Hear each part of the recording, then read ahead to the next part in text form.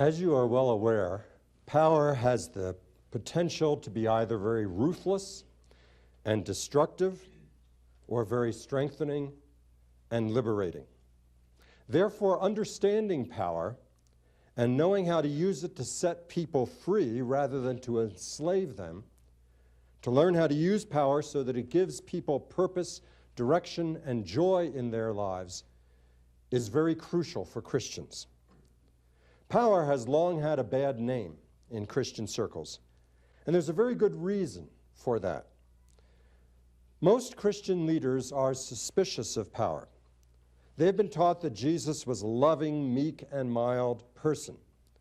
We'll discover, incidentally, later in this course that Jesus wasn't a loving, meek, and mild person. Rather, he was a person who thoroughly understood power as a positive good and used it to build a community, to train leaders, and to articulate and practice common values. But we have been taught that Jesus was a loving, mild, and meek kind of a person. And so Christian leaders see power as being inconsistent for them to use in any other way than for them to be loving, meek, and mild. They've come to that conclusion because they have experienced over and over again the misuse of power, both in their own lives and in their ministries, as they have seen power used to manipulate them, to manage people, to control situations, to gain the response that the leader wants to receive, to dominate the church. What they have failed to understand when they begin to think that power is wrong and therefore shouldn't be exercised, what they fail to realize is that when power is unacknowledged, it doesn't somehow just disappear and stop existing. It's still there. It's still there as powerfully as it has been before. But what it does is that it goes underground, so that it's never spoken about, never taken into consideration, never recognized as what it is. Rather, what happens is that power moves into the corporate unconscious of a church or of a community. And if there's no longer any countervailing values or restraints coming up against it, it has the potential to become highly demonic in its capacity to destroy people and to injure institutions.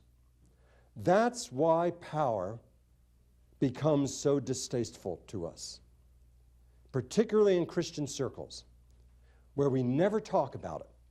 We act like it does not exist, and then we use it ruthlessly against each other, but cloak it with spiritual talk.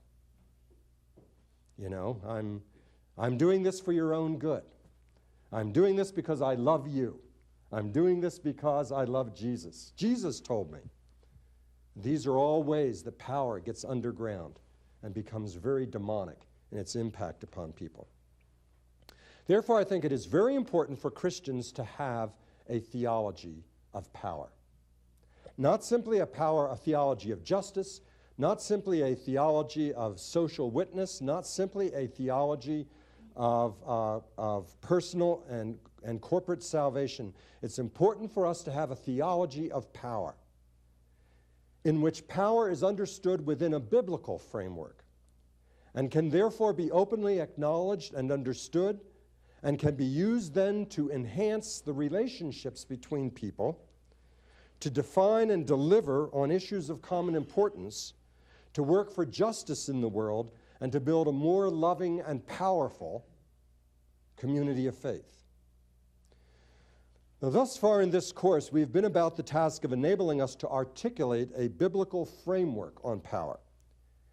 In that light, we will be looking carefully at the way power was used for the next two sessions by one of the most powerful and influential individuals in the Bible, and that was Paul the Apostle.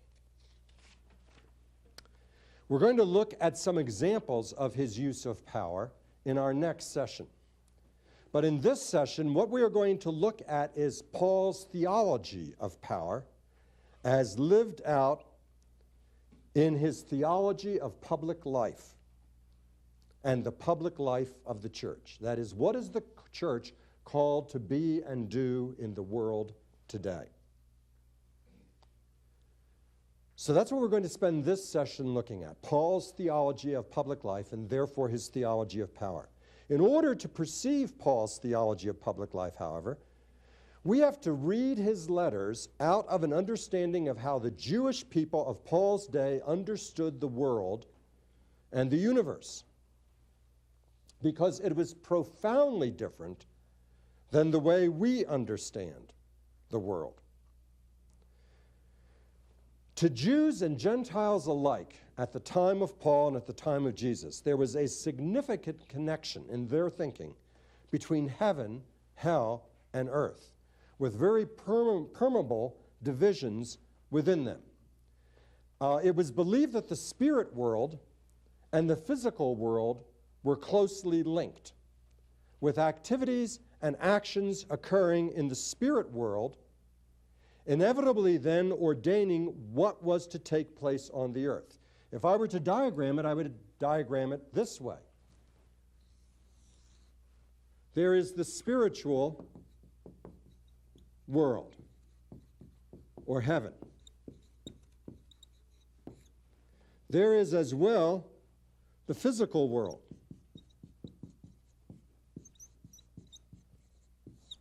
Or society, as we know it today.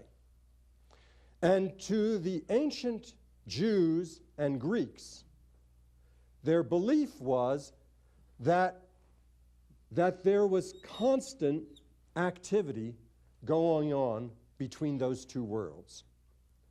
That in essence, these two worlds were permeable. You know, another way of doing it would be to say that it was like that. All right? That it was open, and that there was movement between the spiritual world and the physical world, and this movement was going on all the time. One of the ways that this was expressed was the idea that God is at work in both worlds, and what he does in heaven will inevitably happen on earth. See, it's permeable between the two. And therefore, what has already happened here will inevitably happen. Not may, not can, not might. It will. It will happen. And there's not anything that anyone or any nation or any government or any army can do to stop it.